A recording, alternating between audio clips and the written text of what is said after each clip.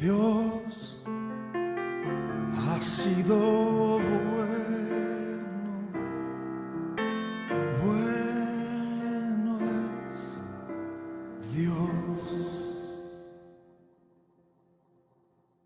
Buenos días, tomen asiento por favor. Segunda Timoteo, capítulo 2 en su Biblia, por favor. Segunda Timoteo, capítulo 2. Empezamos versículo 1, por favor. Segunda Timoteo, capítulo 2, verso 1.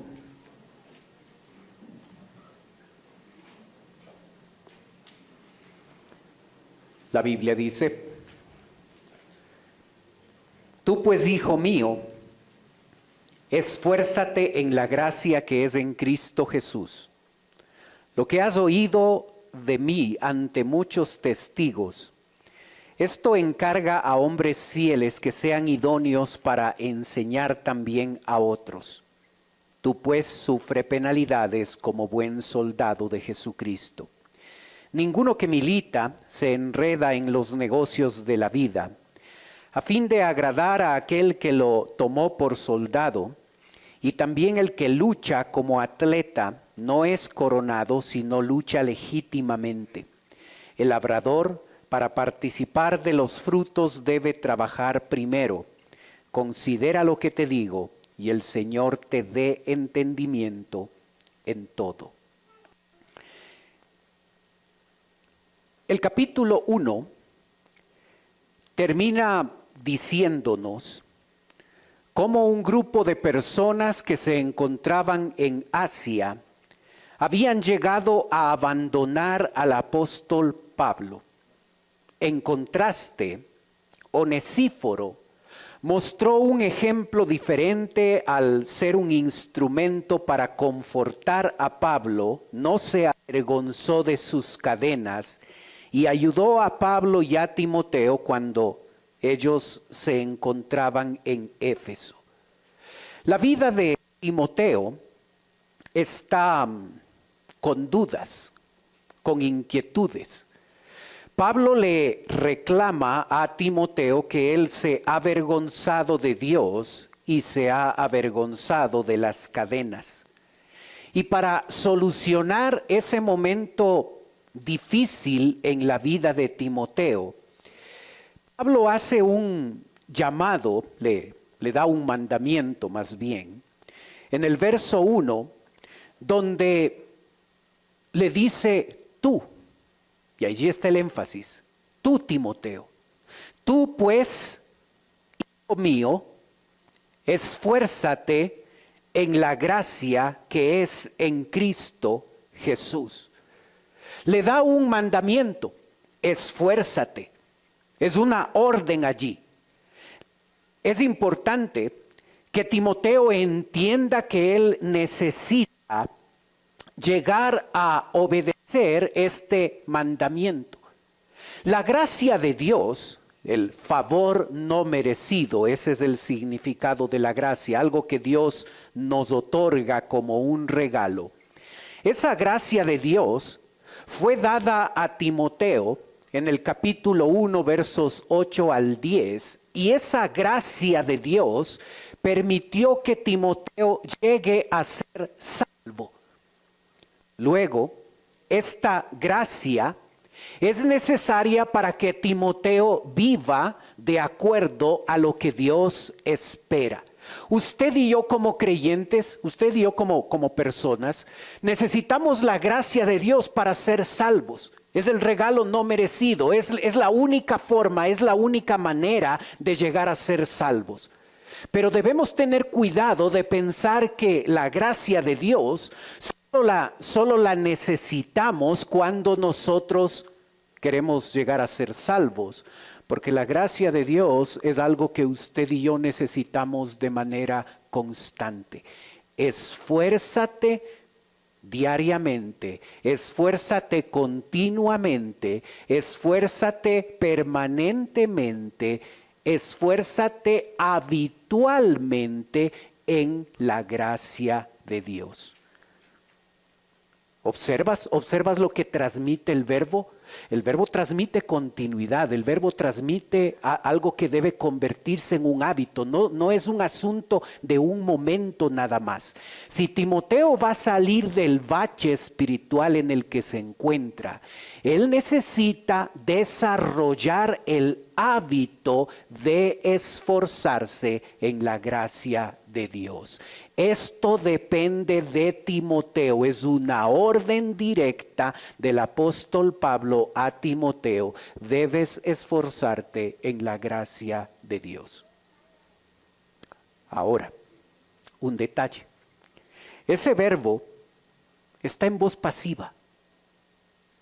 Así es que la fuente de poder para que Timoteo llegue a vivir como debe hacerlo no está en Timoteo.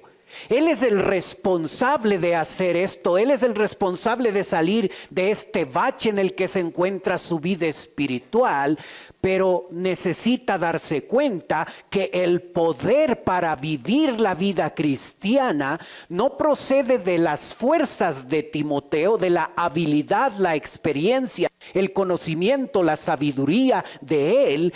Esa fuerza viene de Dios a través de su gracia. Si nosotros queremos vivir una vida ejemplar, nosotros debemos saber que nuestras fuerzas no son suficientes.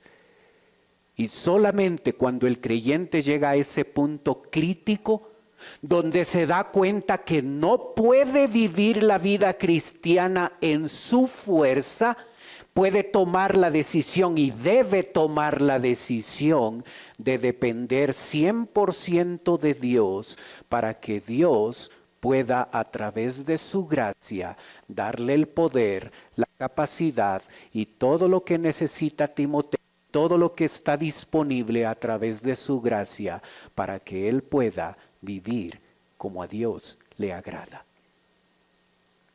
¿Observas?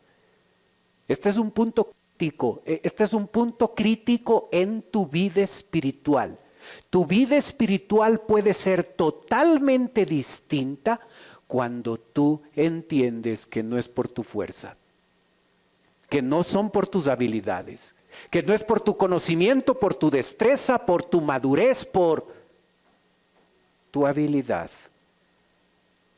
Necesitamos llegar a ese punto donde nosotros nos humillamos delante de Él y le decimos: Señor, yo no puedo. Yo necesito cada día de tu gracia.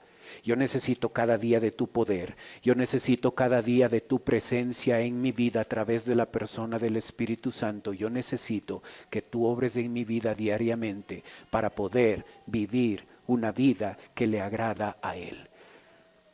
Cuando el creyente vive la vida cristiana en sus fuerzas, llega a tener una vida mediocre. Cuando un creyente entiende que la vida cristiana únicamente puede ser vivida a través del poder de Dios y a través de su gracia y a través de lo que Dios quiere hacer en nosotros y a través de nosotros, es cuando ese creyente experimenta una vida distinta, una vida diferente, una vida que realmente cuenta y vale. Esto es súper importante. Dicho esto, el apóstol Pablo va a poner 4 ilustraciones, 4 ejemplos, para que en la mente de Timoteo quede sumamente claro el concepto, con manzanas y peras, ¿sí? 4 ejemplos para mostrarle a Timoteo lo que él debe hacer. Y los 4 ejemplos son: maestro, soldado, atleta, labrador. De allí, de esas ilustraciones, de esas metáforas, el apóstol Pablo va a tomar ciertos matices de esas funciones, de esos ejemplos, para mostrarle a este pastor Timoteo cómo salir del bache, cómo tener una vida que realmente cuenta. Empecemos con la primera metáfora, maestro. Observa versículo 2. Lo que has oído de mí ante muchos testigos, esto encarga a hombres fieles que sean idóneos para enseñar también a otros. Por supuesto, Timoteo está en una posición donde él, al ser el supervisor de la iglesia de Éfeso, él tiene la autoridad y tiene el rol de poder encargar la labor de esos diferentes grupos de cristianos que conforman la iglesia de Éfeso y que cada uno de esos grupos está pastoreado por un pastor. Él debe escoger a hombres que estén al frente de ese pastorado, que lleguen a ser hombres fieles, primera característica, y lleguen a ser hombres idóneos para enseñar, segunda característica, para poder enseñar la palabra de Dios. Un dato interesante en el versículo 2 es que se mencionan 4 generaciones. ¿Observaste? Pablo, lo que has oído de mí, primera generación. Lo que has oído de mí, segunda generación. Tú, Timoteo, tercera generación, encarga a hombres fieles que tengan la habilidad de enseñar. Tercera generación. Cuarta generación, que tengan la habilidad de enseñar a otros. ¿Observas?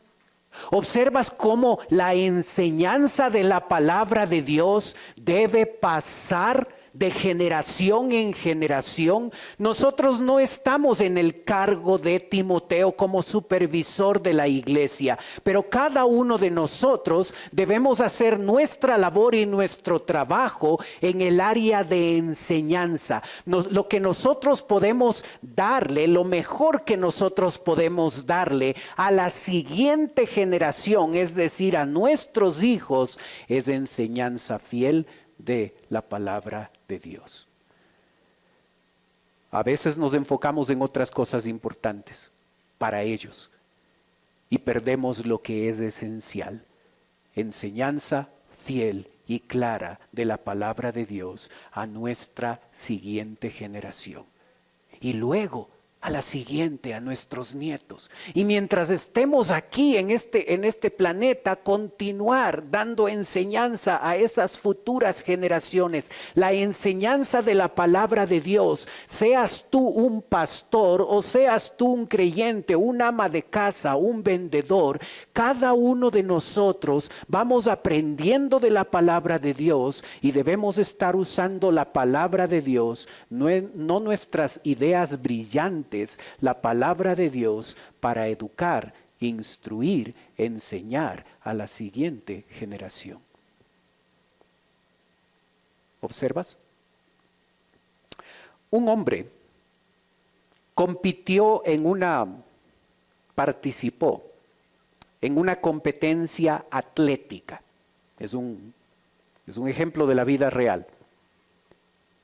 Y él escribe su experiencia. Dice: en una competencia de atletismo estatal por invitación, durante mis años de universidad, representé a mi equipo como el segundo hombre en la carrera de relevos de 1 milla. El primero recorrió su trecho rápidamente y yo lo hice bien en el segundo. Pero poco después de haberle pasado el testigo al tercero, uno de nuestros mejores corredores, él se detuvo, caminó hacia el interior y se sentó. Nuestro primer pensamiento de horror fue que había tenido un desgarro en un tendón o que se torció el tobillo. Corrí por el campo y pregunté: ¿qué pasó? No sé, respondió. Ya no quería seguir corriendo. De manera comprensible, los compañeros de equipo, el técnico y todos los demás de la universidad estaban fastidiados y disgustados. ¿Cómo pudiste hacer esto?, preguntamos. ¿No sabes que no te representa solamente a ti, sino a tu equipo y a la escuela? ¿Se te olvidó el tiempo que invirtieron el técnico y los otros miembros del equipo para llegar a donde estamos? ¿Cómo pudiste destruir todo eso en un segundo y ser tan egoísta? En un nivel ínfimamente más importante, hay incontables líderes de las iglesias que han abandonado el servicio del Señor, algunos sin mejor razón que la apatía de aquel corredor universitario. Timoteo no había llegado a ese punto de deserción, pero estaba claro. Pablo sabía que su joven amigo, su hijo en la fe, se sentía tentado en esa dirección. Por tanto, antes que ocurriera esa crisis seria, estaba queriendo decirle: Timoteo, ni se te ocurra abandonar o cortar tu camino para salirte por tus propios deseos. Este no es tu ministerio, sino el del Señor, y tú no tienes derecho a salirte o a aflojar hasta que Él venga por ti. No puedes permitir que seas un eslabón roto en la cadena de testigos fieles de Dios. No solo tienes que seguir, tienes que también debes ayudar a otros a andar y a continuar. ¿Observas? Se salió de la carrera. ¿Eres tú el eslabón débil? ¿Eres tú el que va a abandonar? Esto es un trabajo en conjunto. Cada uno de nosotros enseñamos la palabra de Dios a otros. Y esperamos que la siguiente generación de creyentes haga lo mismo con su generación. ¿Eres tú el eslabón débil? ¿Eres tú el que va a desertar? Tan importante encargar, tan urgente encargar, aquí es el mandamiento, encarga a hombres fieles, encarga a personas fieles e idóneas para enseñar. Hermano, tú y yo, en el ministerio en el que nos encontremos, necesitamos ver a la gente con la que trabajamos como la gente que va a ser capacitada por nosotros para llegar a ser nuestro reemplazo, porque eso va a ocurrir, queramos o no queramos. No podemos permanecer en el puesto para siempre, y aunque queramos hacerlo, la muerte nos va a sacar de ese lugar. Y es mucho mejor que nosotros hayamos observado a gente en nuestros ministerios, a personas fieles y a personas idóneas para enseñar, y nos enfoquemos en el trabajo de ser nosotros los que capacitamos a otros para que ellos ocupen el puesto que ahora nosotros tenemos. Los requisitos: fidelidad. Cuando a tu grupo de trabajo, en cualquier ministerio, allí en escuela dominical, observas que hay una persona fiel, eso significa una persona responsable, una persona a la que le encargas algo y no pone pretextos, no pone excusas, hace bien su trabajo. Invierte tiempo en esa persona, porque tienes la primera característica: fidelidad. Es responsable. Enfócate. Invierte tu vida en personas así, que son fieles, responsables. Invierte tu vida en gente que es idónea para enseñar a otros. Si en tu ministerio te encuentras a una persona así, un hombre o una mujer que tiene esas características en tu ministerio, enfócate en esa persona, porque esa persona es un buen candidato para ser tu reemplazo. No encargamos a cualquiera. Encargamos a hombres fieles, hombres idóneos para enseñar también a otros. maestro. Es el primer elemento que necesita integrar Timoteo a su vida, darse cuenta que él es un eslabón en esta cadena de enseñanza y él debe hacerlo muy bien y debe empezar a capacitar a otros para que continúen haciendo la labor. El segundo ejemplo, verso 3, soldado. El verso 3 dice: tú pues sufre penalidades como buen soldado de Jesucristo. Tú pues, tú Timoteo, sufre penalidades como buen soldado de Jesucristo. Allí está el mandamiento: sufre penalidades. Aquí hablamos no de un sufrimiento que viene como resultado de decisiones incorrectas que tomamos.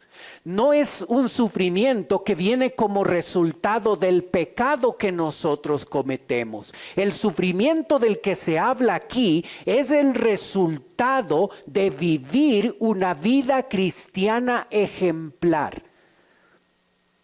¿Estás sufriendo por ser buen cristiano? ¿Estás sufriendo porque haces las cosas mal? No te quejes. Es tu responsabilidad. No debías tomar esas decisiones, no debías hacer eso.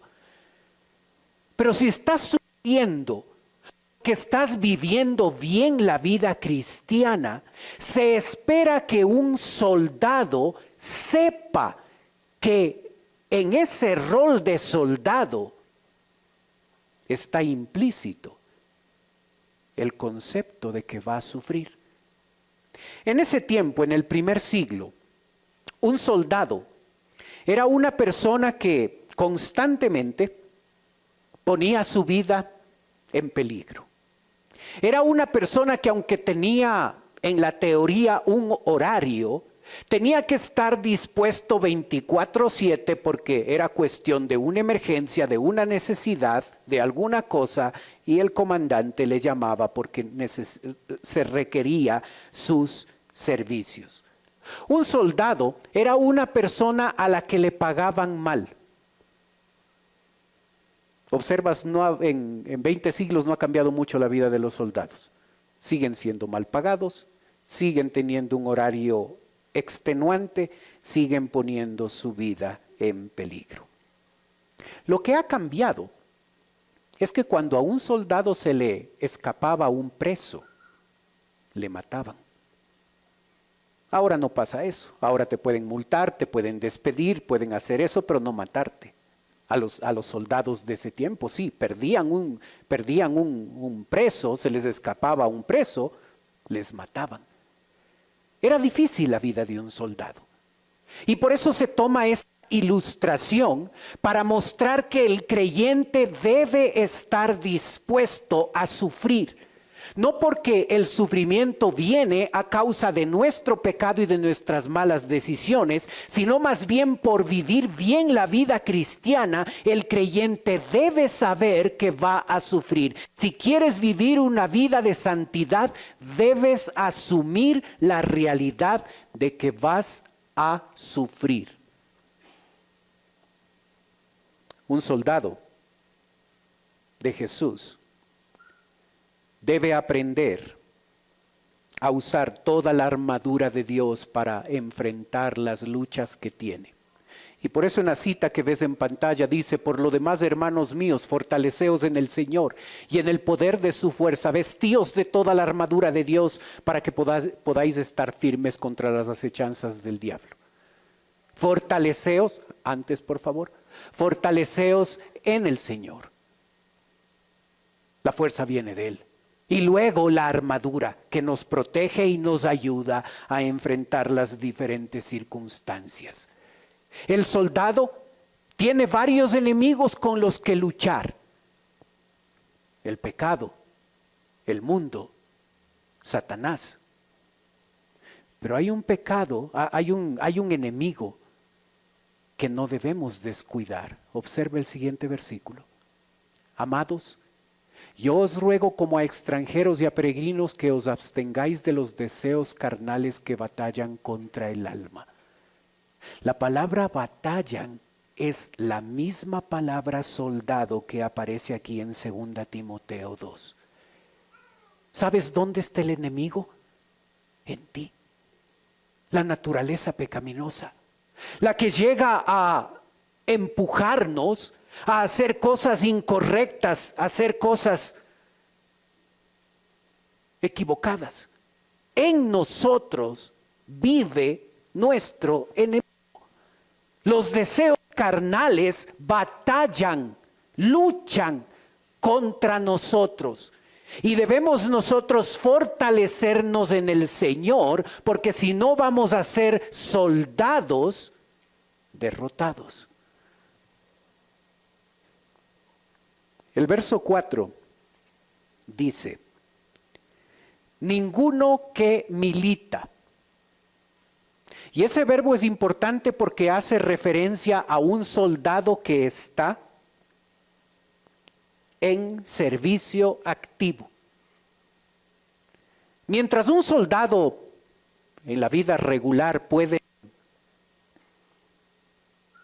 terminar su labor y ya no trabajar como soldado, en el aspecto espiritual, los soldados de Jesús no llegan a renunciar, no llegan a terminar su labor. El soldado de Cristo siempre está en servicio activo, siempre está en servicio activo. Así es que debemos siempre estar alerta. Y luego, el tercer requisito aquí del soldado es que el soldado no se enreda en los negocios de la vida a fin o con el propósito de agradar. ¿Significa que un soldado cristiano, un creyente, no puede tener un negocio? Meterse en los negocios de la vida significa que no puedo tener pretensiones materiales y económicas para llegar a comprarme una casa, un auto o llegar a tener un negocio que funciona. La clave para entender el término negocios de la vida no está en nuestra opinión personal, está en el concepto de enredarse. Cuando nosotros buscamos la palabra negocios en la Biblia, podemos observar que esa palabra se usa para referirse al trabajo. Y cuando nosotros llegamos a poner como súper importante y súper prioritario nuestro que debería tener, el trabajo empieza a enredarnos. Nos va enredando y nos va inmovilizando en torno a las cosas espirituales. Ten cuidado con eso. Ten cuidado con tu trabajo. Ten cuidado con tu labor de ama de casa o de estudiante en el colegio, en la universidad, tu trabajo en la oficina. Nosotros debemos trabajar, debemos ser diligentes en nuestro trabajo, debemos ser ejemplares en nuestro trabajo, pero cuando empezamos a darle al trabajo mayor importancia de la que debe tener, empezamos un proceso donde estamos enredándonos y vamos a llegar a descuidar áreas espirituales. Cuando tomas un trabajo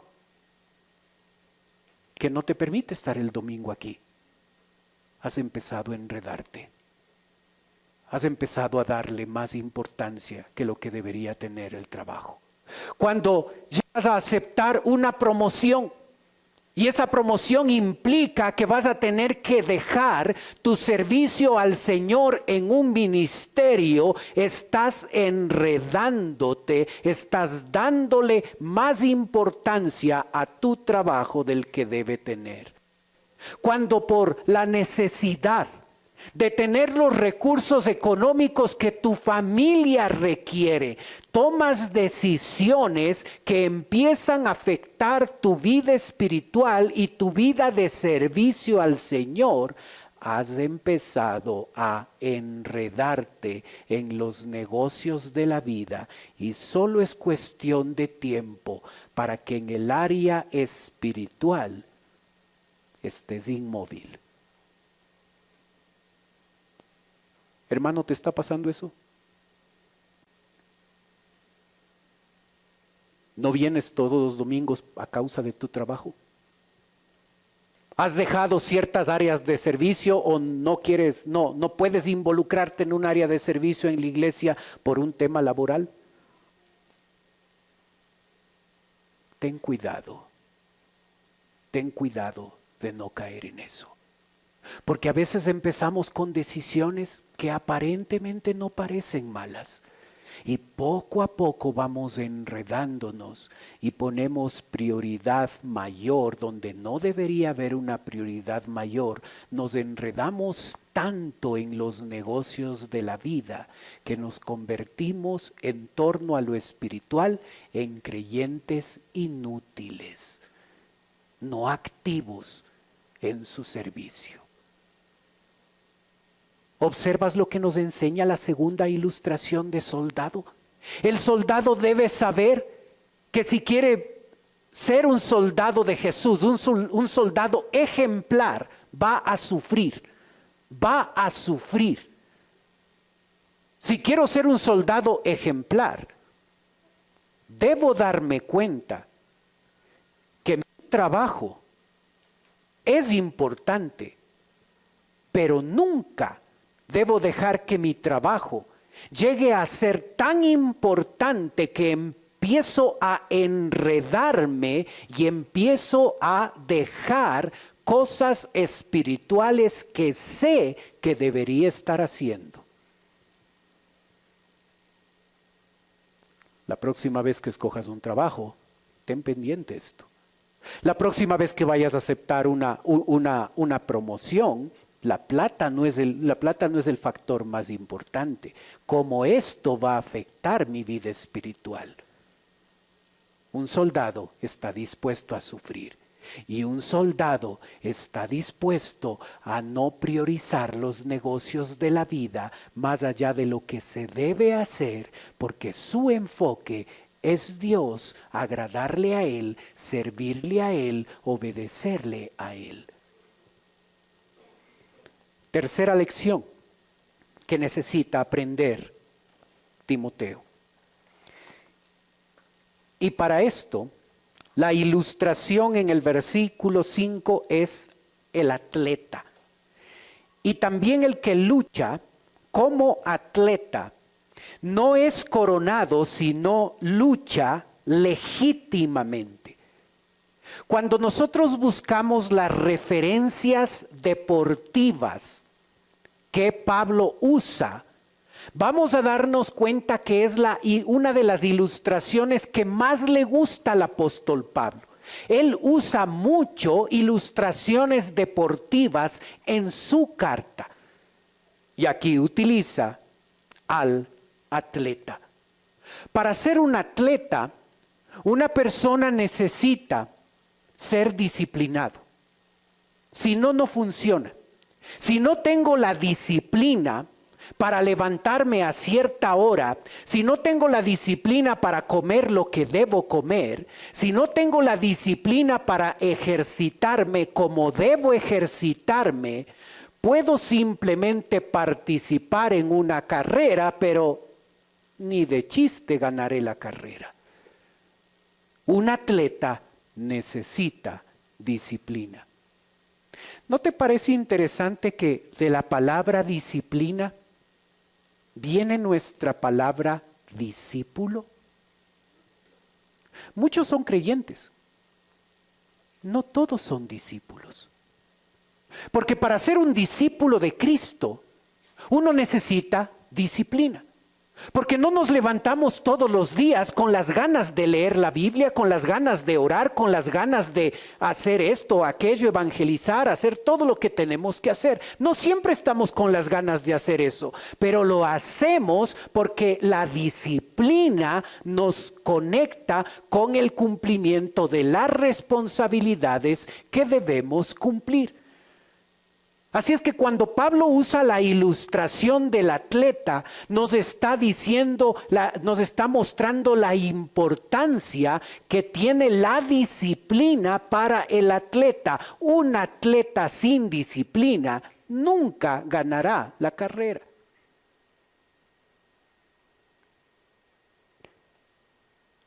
Antes de que el imperio romano sea el imperio que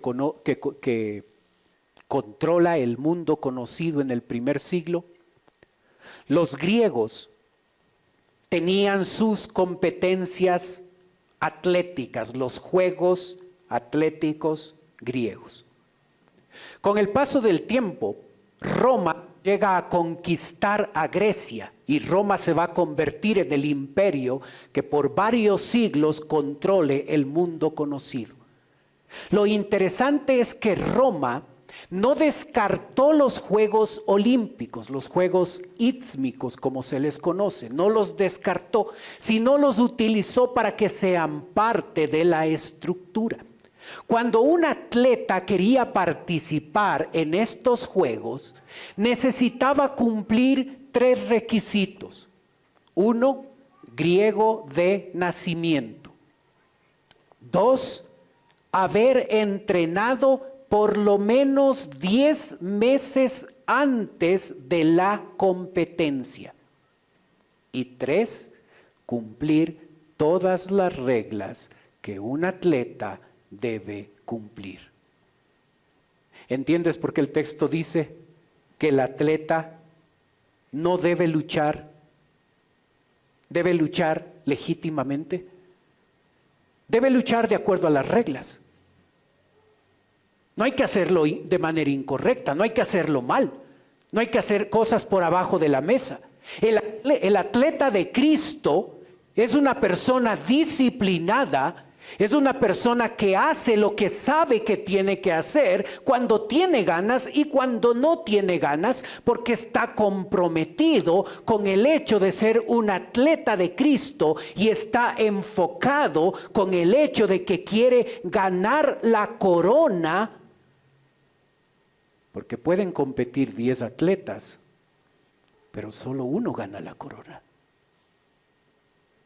¿Estás compitiendo la carrera cristiana para ganar? ¿Sabías que estabas en una competencia? ¿Sabías que estabas en una carrera cristiana? ¿Estás compitiendo para ganar? No, yo solo voy a participar nomás. Estás compitiendo para ganar. Eso hace que tengas una vida cristiana distinta. Cuando voy a ganar, y gracias papá, mi papá es resultado de mi papá, soy muy competitivo. Yo no juego fútbol para participar. Yo no, por favor. Y sé que debo ser un buen ejemplo cuando juego fútbol y oro mucho para no hacer ninguna tontería cuando juego fútbol. Yo no juego para divertirme, yo juego para ganar el mundial. Siempre, siempre. Lo que hago, lo hago para ser el mejor en todas las áreas de mi vida. Mi papá fue así, esa fue la escuela y mi hijo tiene también esos rasgos ahora. Yo no juego para participar, nunca lo he hecho, nunca lo haré. Yo juego para ganar. El atleta de Cristo compite para ganar, no para participar. Así es que el nivel de cristianismo que nos debe mover para ser atletas que ganamos, no es un atleta mediocre, no es un atleta poco disciplinado, es un atleta que sabe muy bien lo que quiere, que está muy enfocado en ganar la corona y se esfuerza cada día para prepararse, para ser disciplinado, para hacer lo que tiene que hacer, porque quiere ser un ejemplo de un atleta que honra a Cristo. ¿Estás compitiendo así tu carrera cristiana? Compites para ganar. Observas el mensaje que Pablo le está mandando a Timoteo, que es lo que él necesita en su vida cristiana. juega para ganar, juega para obtener la corona, lucha como atleta para conseguir la corona, no para participar, para conseguir la corona, porque cuando hay ese nivel de compromiso y ese nivel de disciplina, el creyente pasa de la mediocridad cristiana a una vida ejemplar, una vida que cuenta, una vida que vale la pena vivir. Cuarto ejemplo, verso 6. El labrador. El labrador, para participar de los frutos debe trabajar primero. Hace muchos años me invitaron a una iglesia en Buena Fe. Fuimos y una de las cosas que había que hacer era el día sábado trabajar un poco en la tierra. Sin tener idea yo de lo que significaba eso, me metí. Así es que me dieron un asadón, alguna cosa, y estábamos un montón de personas. Fue cuestión de 10 minutos para observar las ampollas en las manos y la sangre corriendo por ahí. Y ahí fue la primera vez que yo entendí, wow, los labradores de la tierra sí trabajan fuerte. Esto no es para un citadino, esto no es para un oficinista. Este trabajo de labrador sí es complicado. ¿Observas? Trabajo arduo es lo que nos enseña la ilustración del labrador. Una persona esforzada, una persona que está dispuesta a trabajar arduamente en su vida cristiana. La vida cristiana ejemplar no es para vagos. La vida cristiana ejemplar es para gente que quiere comprometerse con su Señor y trabajar esforzadamente, porque para participar de los frutos que me va a dar la tierra, primero necesito trabajar esforzadamente, haciendo todo lo que se necesita para preparar la tierra, para sembrar, para esperar el proceso, para que así los frutos aparezcan y entonces participar de los beneficios que esos frutos de la tierra me pueden dar. ¿Observas? Nunca tu vida cristiana será lo que tiene que ser si no hay un compromiso de trabajar esforzadamente. Si hay vaguería en las cosas espirituales, tu vida cristiana nunca será lo que tiene que ser. ¿Observas lo que nos comunican esas 4 ilustraciones? Una persona que está comprometida con enseñar a otros. Una persona que está comprometida a sufrir. El soldado cristiano está dispuesto a sufrir y a batallar y a no enredarse en los negocios de la vida. Un creyente debe estar dispuesto a luchar como atleta, no para competir, para ganar. Y un creyente debe trabajar tan arduamente como lo hace el labrador de la tierra. Y pensando en estas 4 ilustraciones y lo que cada una de ellas, el matiz que cada una de ellas aporta a lo que Timoteo necesitaba y a lo que tú y yo necesitamos, el apóstol Pablo cierra esta sección con el versículo 7, cuando dice: considera lo que te digo, y el Señor te dé entendimiento en todo. El verbo considera es un imperativo. Pablo no le está dando una recomendación a Timoteo. Considerar significa reflexionar. Timoteo, tú necesitas tomar estas 4 ilustraciones, maestro, soldado, atleta y labrador, y pensar y necesitas pensar habitualmente en estos 4 ejemplos, porque esto te va a permitir vivir de acuerdo a lo que Dios espera. Hermano, no te olvides de estas 4 ilustraciones, porque el texto le manda a Timoteo para que él pueda salir del bache espiritual en el que se encuentra y tener una vida ejemplar. Él necesita reflexionar habitualmente. Ese es el concepto de considerar. Reflexionar habitualmente. ¿En qué significa? Ser un maestro, un soldado, un atleta y un labrador. Y cuando pensamos en esas ilustraciones, podemos fácilmente darnos cuenta qué es lo que debemos hacer, qué es lo que hemos descuidado, dónde debemos ajustar nuestra vida cristiana y cómo debemos vivir. Pega en alguna parte de tu casa este versículo. Maestro, soldado, atleta, labrador. Reflexiona habitualmente en esto para no perder el enfoque, para no ir por el camino incorrecto, para ser el creyente que debo ser. Toma estos 4 ejemplos, porque estos 4 ejemplos son los que cada cristiano debe seguir. Oremos.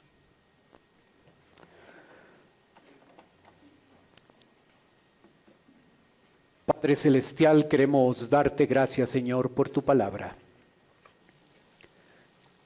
Gracias por el privilegio que nos das de poder estudiarla.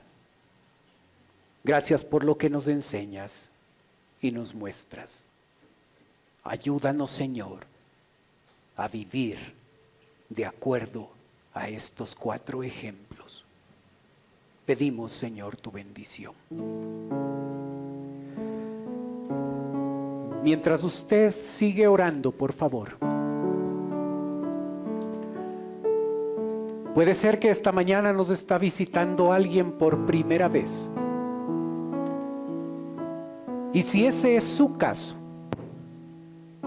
y usted quiere permitirme orar por usted, mientras los demás tienen sus ojos cerrados, usted puede levantar su mano. Con eso me está diciendo: pastor, vengo por primera vez, ore por mí. ¿Hay alguien así esta mañana con nosotros? Gracias, veo su mano. ¿Alguien más por primera vez con nosotros?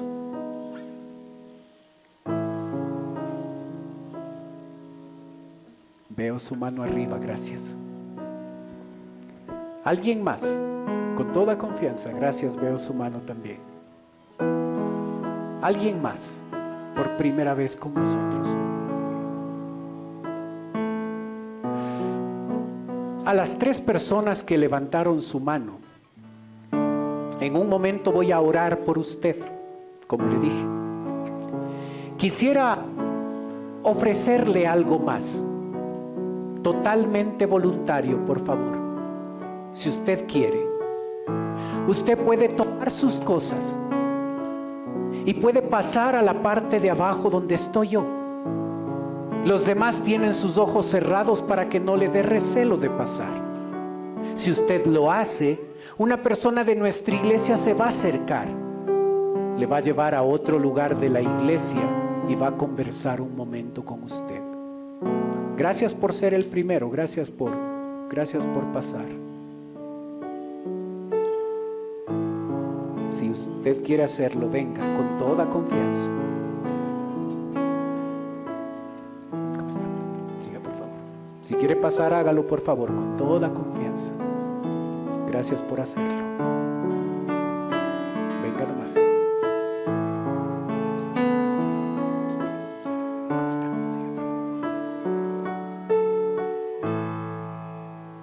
Venga nomás. Siga nomás, por favor.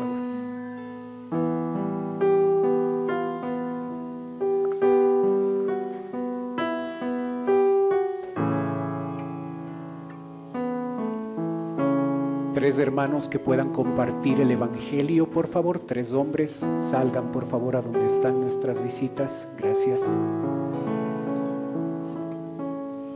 Padre Celestial, te doy gracias por tu palabra.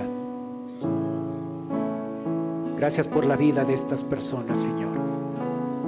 Señor, en este momento que van a estar presentándoles el evangelio, yo te pido, Señor, que hoy sea el día de salvación. Te ruego, Padre, por nosotros, tus hijos, los que ya te conocemos. Ayúdanos, Señor, a vivir cada día siguiendo estos 4 ejemplos. Ayúdanos a ser maestros, ayúdanos a estar dispuestos a sufrir como el soldado. Ayúdanos a comprometernos con la disciplina y el trabajo y la dedicación del atleta. Ayúdanos a comprometernos con el trabajo arduo, como lo hace el labrador. Pedimos tu bendición, Señor, en la aplicación de tu palabra. Oramos en el nombre de Cristo Jesús. Amén.